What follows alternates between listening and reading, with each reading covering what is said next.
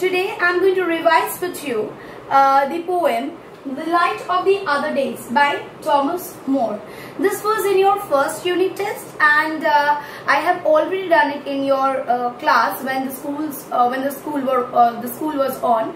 So right now I will be revising this chapter with you. Now before I start, I shall first focus into the the title. As I have told you, in English literature, symbolism play a very vital role. See, light here is symbolized as happiness. Okay, now other days. If I am talking about, or anyone is talking about the present day, the person will not say other. So obviously the poet is not talking about the present day. The poet has no idea about the future. So he is not talking about the future days. Then what does it mean? That the poet is definitely talking about his past days. So what's happening? The poem deals with the happiness of the past days in the life of the poet. Now please take out your read and read book and let us continue. Oft in the stilly night. What does this word oft mean? Often. What do you mean by stilly? What do you mean by stilly? It means a night when there is no activity. Why? Because still, we sometimes say stand still. Still means constant. A night when there is not much activity. Airy slumber's chain has bound me. What do you mean by airy slumber's chain? Sleep. Sleep has bound me. Fond memory brings the light of the other days around me. Fond memories means happy memories that brings light of the other days, of the past days around me. The smiles, the tears of boyhood years. So not only the poet is talking about the smiles, but also about the tears. But why? Why do you think he is talking about the tears? See, when we are young, we are more small, okay? We are a kid. We would cry for simple things.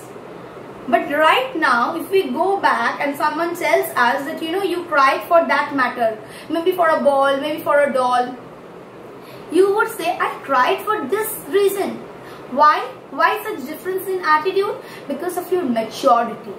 So that tears were also a kind of happiness in the poet's life, right? Okay. The words of love then spoken. The eyes that showed. So the words of love which was spoken previously, the eyes that were bright, now dimmed and gone. They are no more. Okay? They have lost all their brightness. They are no more. The cheerful hearts now broken. The joyful, the cheerful hearts are now broken into pieces. Okay? They are not any more energetic.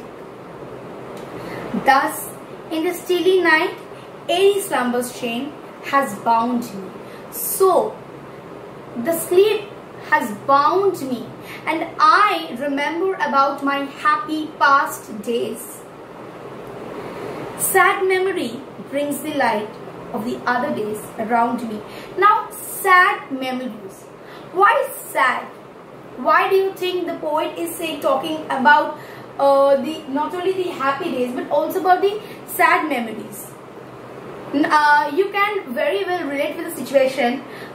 Maybe most of you were punished in the class, but that punishment also had some kind of love, also had some kind of happiness, being punished together. Right now when you are at home, you are departed from your friends, you don't know when the school will start, you don't know when can you meet your old friends again, when can you meet your teachers. You are like, that punishment was also good than being in such a condition. You want that to happen right now. Why is it so? Because you are missing the time. You are missing your days. That is the reason it is happening. Now, in the next stanza, the poet is talking about, here a literary device is used. Okay? What literary device is used? A simile.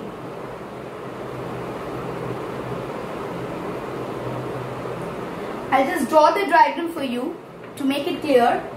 The poet is using literary device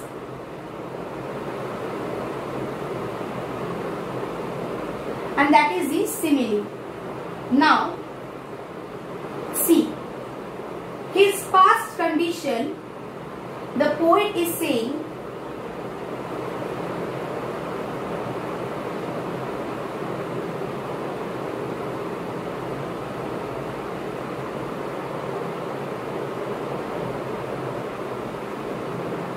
according to the poet, in his past condition, all his friends stick together like flowers, like leaves. So these are the leaves. They are like friends.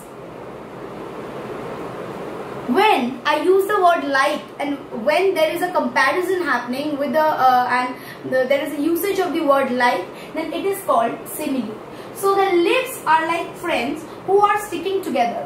When does this condition prevail? When there is summer. I have already told you that English summers are very comfortable. It's very happy.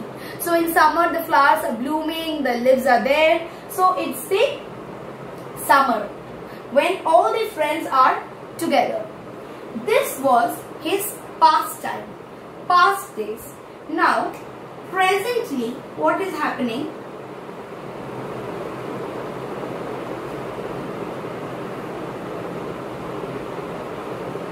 All the other leaves have fallen. All the other leaves have fallen and only one is sticking, and this is the poet.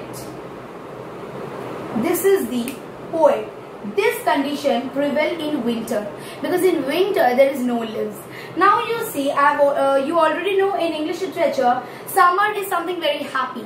Arrival of winter means depression. It means winter means a stoppage of activity. So it's really very dreadful.